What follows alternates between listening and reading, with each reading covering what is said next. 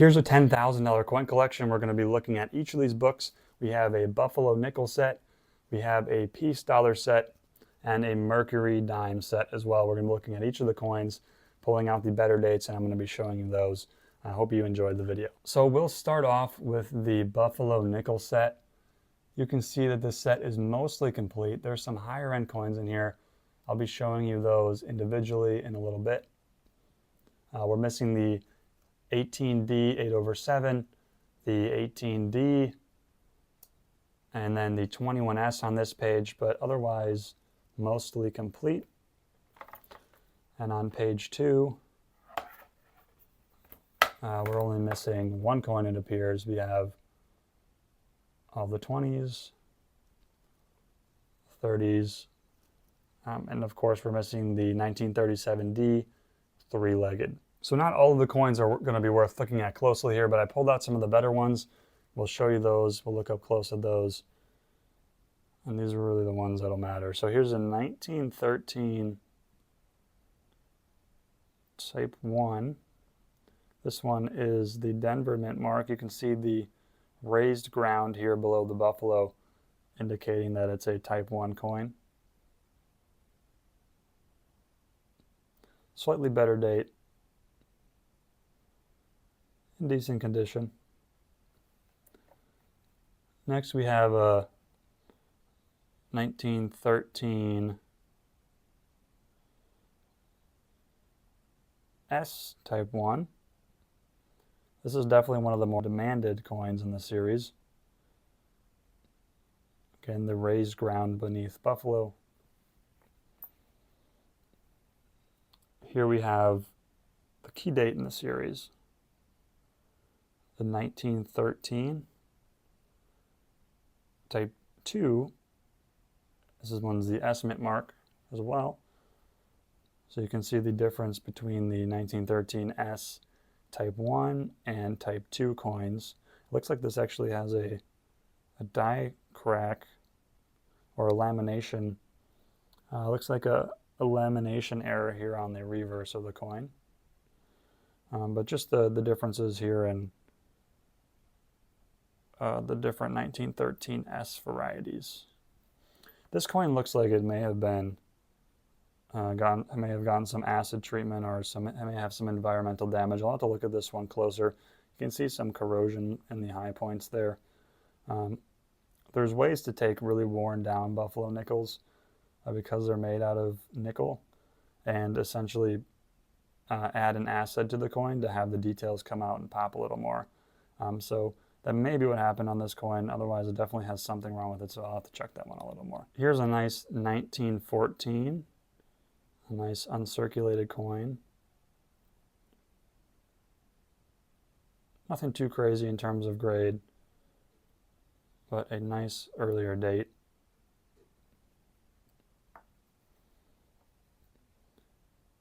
Here we have a 1914 D. One of the better dates in the series here.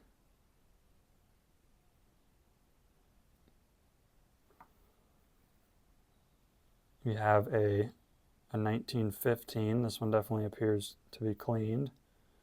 1915 D. Nicer details on this coin, but definitely cleaned. A rarer date though. We have the 1916 D.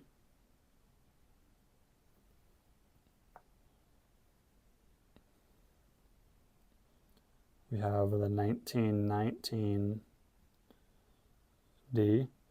You can tell a lot of these teen dates with mint marks are sort of where most of the value in these sets lies. The later dates, the 20s, there's some better dates in there, like the 26S, but most of the value is going to be in the early teen dates with mint marks. Here's a nice 1925 D, I believe this one is. 25D. Now these come with softer strikes, so while this is a higher grade coin, it may not appear like that to some collectors. I believe it's AU. It looks AU. Although I've seen some of these slide into like 62 or 3 holders because they just have a weaker strike, so they appear flatter. And I'll look at this coin closer when I'm not on the camera, but what appears to be wear sometimes on these weakly struck coins is just a weak strike. Something to look out for. We have a really nice 1930 buffalo nickel here.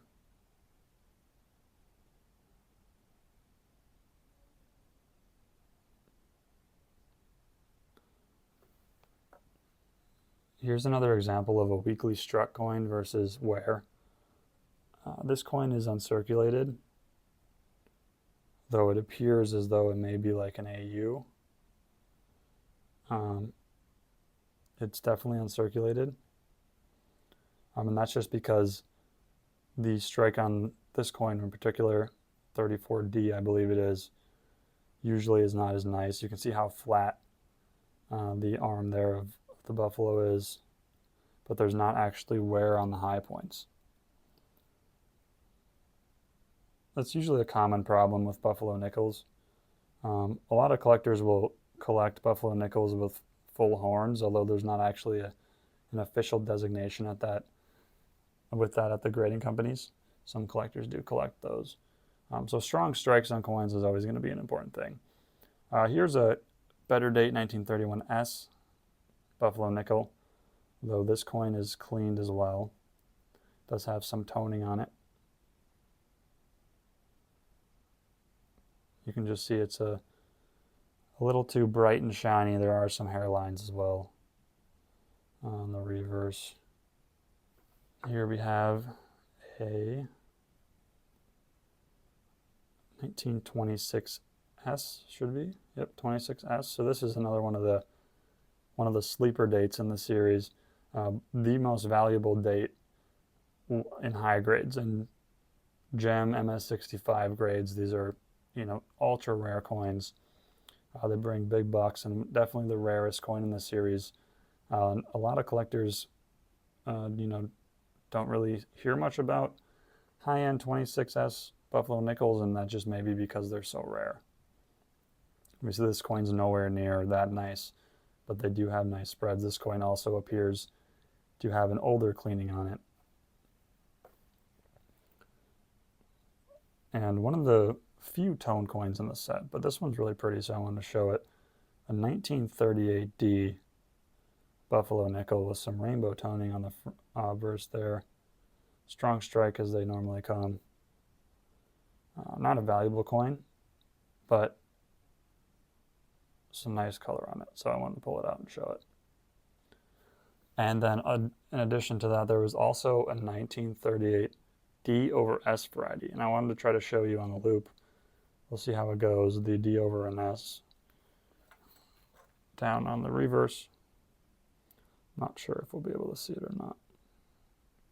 So you can kind of see that there's like something in between or in the middle of the Denver mint mark, and that's actually the S poking through, and you can kind of see the tail of the S on the tail of the serif to the left of the Denver mint mark as well. You got to look really closely, and these are really hard to spot. I kind of hate looking at these sometimes just because the over mint mark is pretty faint usually. This one does appear to be the D over S to me. I do believe it was in the correct spot. So that's the buffalo nickel set for you. And we're going to be looking at the Mercury dime set next. Now we're going to look at the Mercury dime set. This one's a little bit less complete than the buffalo nickel set, but does have some nicer, better dates. There's a 16S, which looks a little bit nicer. The 18S is a little bit nicer. Has a lot of the earlier dates, which is nice. 19D. The 23S is definitely a higher quality coin.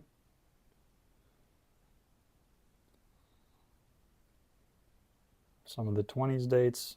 We have a really nice 29D, a decent 29S. Missing a couple coins on this page as well. This set was more of a silver set in terms of I priced it more like a like a silver, junk silver deal with some extra premium for the nicer coins, the few earlier ones that I mentioned, but not a whole lot to see on this set. Definitely just a nicer circulated set, a couple uncirculated coins. Looks like we have the microscopic S there. And lastly, and most importantly, we have the piece dollar set. This is a complete set, so all the coins are in here. We'll be showing you these coins a little bit closer. As a reminder, all the coins that we're showing today, the Buffalo nickels, the Mercury dimes, and this piece dollar set will be available on our eBay auctions. We'll be selling these all at no reserve, so they'll start at $1. Hoping coins don't fall out of the page there. I'll be starting all these coins at $1. Some of them will be sold in the set. Some of them will be sold out of the set. But keep your eye out for all of them on our eBay store here. And the link for that is in the bio. So this is the full piece dollar set. And we'll pull out some of the coins here and show you them a little bit closer. But now we're back with the better piece dollars. Starting off with the well-known key date, the 1921 high relief piece dollar. This coin looks uncirculated to me. It does have some residue on the obverse. You can see the splotchiness, probably from sitting in the album for a while. Someone will be able to professionally remove that. I don't like messing with coins, and you guys should be careful messing with coins, but definitely a removable haze, in my opinion. Overall, a nice key date coin. Here's a 1922 Philadelphia. Normally I wouldn't pull this one out of the book, but this one has a really nice surfaces, pretty clean cheek as well. A higher grade example of it. Again, you can sort of see the splotchy stains on this coin. Usually pretty common. I believe that's how they would rinse the coins, so-called rinse, before they put them in the mint bags. I could be wrong about that. If anyone has any other information about that, I'd love to hear about it in the comment section. But very common on piece dollars, especially the early date piece dollars and the common 1922, 1923, 24, 25 Philadelphias. Here's a 1922 Denver, I believe. Yeah. Take a peek at that mint mark. Denver mint mark on this one. So a little bit nicer of a coin. A little bit better date. Good luster on this coin. Interestingly, you can see here along the rim, it looks like what appears to be scratching. Can you see that? These are actually die cracks. I'm not a huge variety guy for piece dollars. I don't know many of the varieties. I usually just sell the coins as they are.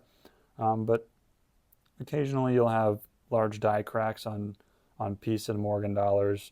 And some people like to collect these by variety or take those die cracks into account. Next up we have a 1923, and this one is an S mint mark. You can see all these coins have a little bit of a haze. I, again, don't dip coins. I don't mess with coins. Although this can be removed in a way which does not harm the surfaces of the coin, and someone will eventually do that. Maybe I'll send them in for conservation, or I'll auction them with that notice. But we'll see. I'll have to look at them a little bit closer and look up their values. But nice coins overall. Obviously, I didn't have high-end photos when I was buying these coins, so I did my best to price, from the seller's photos. And I think we turned out pretty well. Here's a 1925 S. This one's a rare date in higher grades. Like the 26S Buffalo nickel earlier, this coin is not really attainable in anything above MS64 plus. And MS65, MS65 plus, they're 5 to 6 figure coins. Then I don't believe there's any MS66s, at least at PCGS. This coin's probably AU, appears. Yeah, it looks like to be about AU. Maybe a low grade uncirculated. I'll have to look at this one a little bit closer. But just wanted to show you that because it's one of my favorite dates in the set. Here's a 1926. It is a shame about the PVC residue on all these coins, and you can see it here. This usually just happens because the coin's sitting in the album. I think it's fairly common on peace dollars. I see it a lot on peace dollars. This one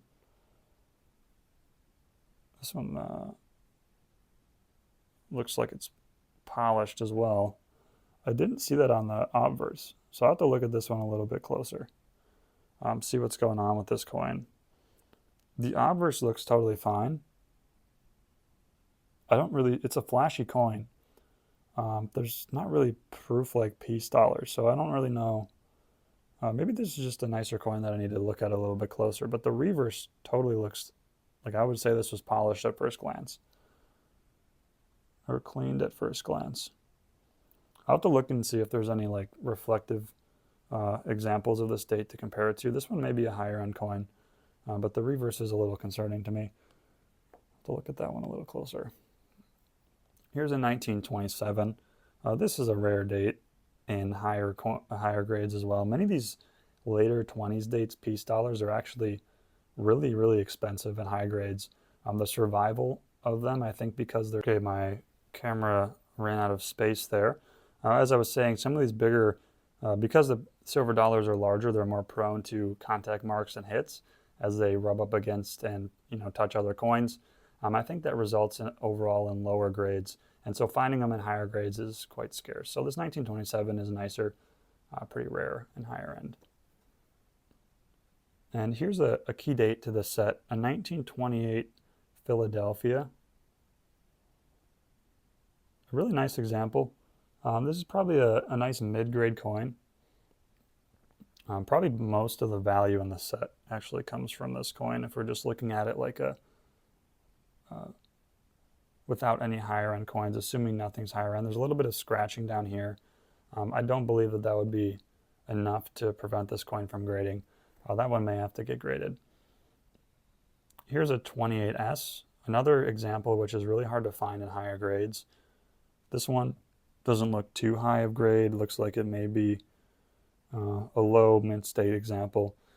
At first I thought this was wear, but I think that's just some haze on there. So a nicer coin for the date. These are usually pretty hard to come by in higher end.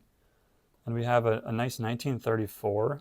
This was one of my favorite coins. I noticed kind of just flipping through. You can see it has some nice toning on it. It's pretty clean surfaces as well. Unfortunately, there's no S mint mark on the back. But a nice example of this coin, like this one. Here's a 34S. This one is the S example, but this one's obviously pretty cleaned up. Looks like maybe an XS or XF details, maybe. Clean for sure. And they usually come clean. This is the key day coin, worth quite a bit of money in uncirculated grades, so a lot of dealers like to mess with them and sell them as higher than they are. So be careful buying any 34S that's nicer like this. You definitely want to get it graded. And then here, to wrap it up, we have the 1935 Philadelphia. So I keep on getting cut off because my phone's like out of storage. But thank you guys so much for watching. I hope you enjoyed. Please like, comment, and subscribe. Let me know if you'd like to see anything differently from the channel or any new videos from the channel as well. Remember, all these coins will be available, at least most of them will be available on the eBay store with a $1 start, no reserve, so make sure to go check that out, link below. Thanks so much again. Have a good rest of your day.